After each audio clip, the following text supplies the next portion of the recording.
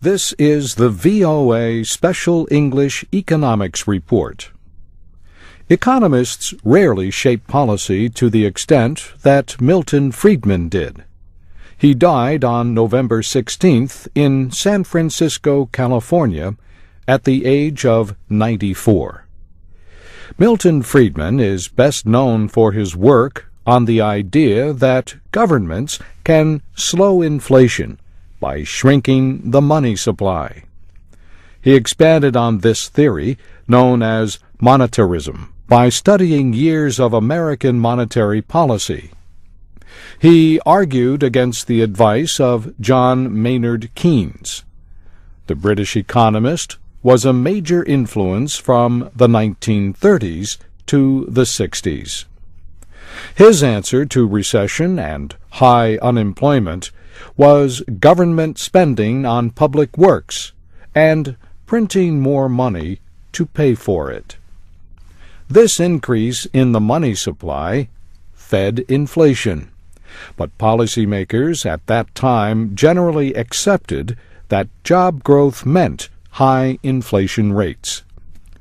Milton Friedman showed that inflation hurt job growth.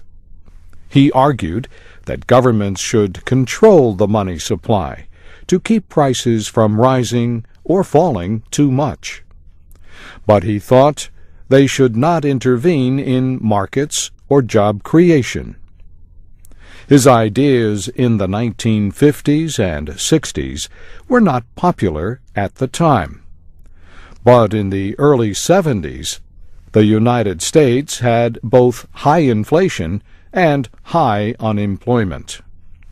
Policymakers started to listen. He won a Nobel Prize in economics in 1976.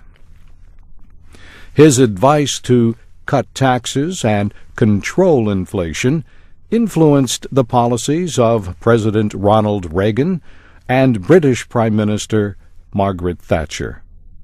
He brought his ideas to the public by writing for magazines like Newsweek and appearing on television.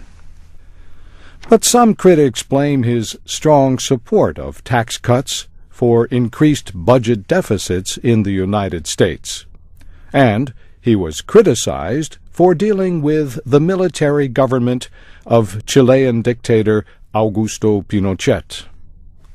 That government overthrew a democratically elected president in 1973. But as Milton Friedman noted, it was also willing to make economic reforms. Today, changes in financial markets have made it much harder to control money supplies the way he advised. But his belief in small government and free markets is still popular with economic conservatives and libertarians. He believed deeply in individual choice. Last year, he told public television's Charlie Rose that he wanted to be remembered as someone who helped increase human freedom. Survivors include his wife Rose, an economist with whom he wrote many of his books. And that's the VOA Special English Economics Report, written by Mario Ritter. I'm Bob Doty.